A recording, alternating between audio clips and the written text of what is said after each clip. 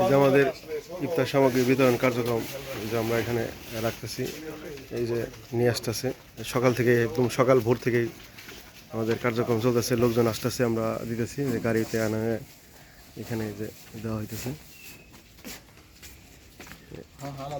এই যে আমাদের না মৌলানা সাহেব সেই সকাল ভোর থেকে পরিশ্রম করতেছে।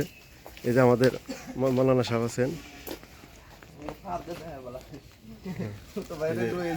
গাড়ি থেকে আয় না এখান থেকে দেওয়া হইতেছে।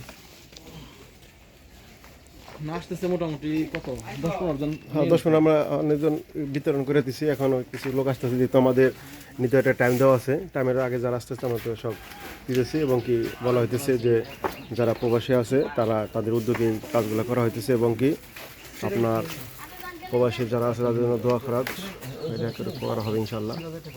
এরকম